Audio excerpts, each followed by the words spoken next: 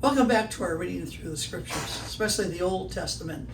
And it's my privilege to introduce these different sections to you. This week you're going to be reading 1 Chronicles chapter 20 through 2 Chronicles chapter 6. And so here's what I want you to be looking for.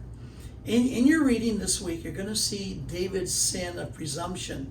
And what he's talking about is that numbering of the people. Remember, he decides to have all the people. He wanted to know how strong, how huge his military forces were. And that was in strict disobedience to God, because up to this point, his victories, his expansion was all totally depending on God. But now he's looking at, okay, but how strong am I? And how many people do I have in my military forces? Well, he pays dearly under discipline for that situation. David needs to know all he needed to do was surrender and bow and be dependent on God. And he learns the hard way.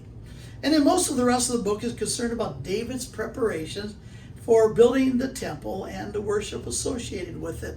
And you're going to find parts of it very detailed, maybe even kind of a slow reading.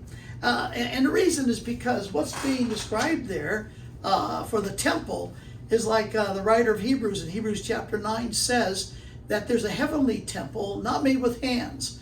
And the earthly temple is a replica of that heavenly temple. Well, think of something in heaven that's perfect, trying to be replicated on this earth.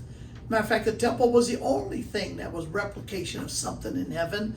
And that's why the details and the carefulness and the preparation, because it represented something that was real in heaven. Well, also, do you remember back in 2 Samuel chapter 7, again, like we said, David wanted to build the temple, but because he was a warrior, a man of blood, God said through the prophet Nathan, you won't, but your son Solomon will.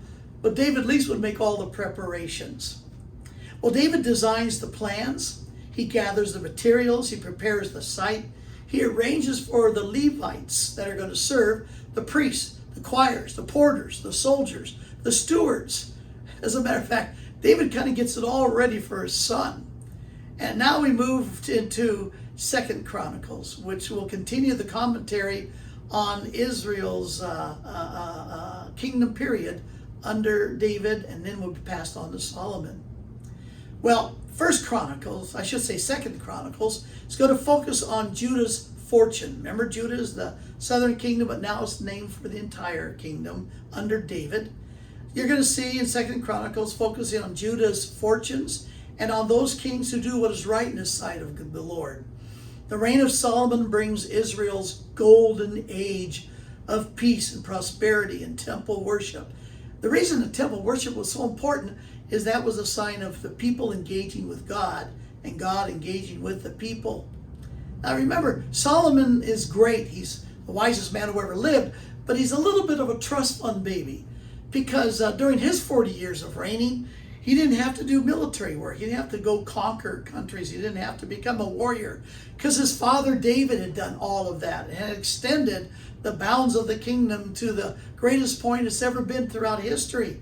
So Solomon inherits all this thing. And so because he asked for a double portion of wisdom, and he has all the resources, and he has all the things that David prepared for the temple, as well as whatever else he was going to do as reigning as king, Solomon did really well at the beginning. You're going to find the end of his life, he doesn't do so well. But God is faithful. Well, Israel's boundaries, like I said, are extended to their greatest point. Solomon's wealth, his wisdom, his palace, his temple, well, they become legendary. And these first 6 chapters concern themselves primarily with the construction and dedication of the temple. And like I said, I know you're going to see a lot of details, but this is because this is the earthly reflection of something that's perfect in heaven.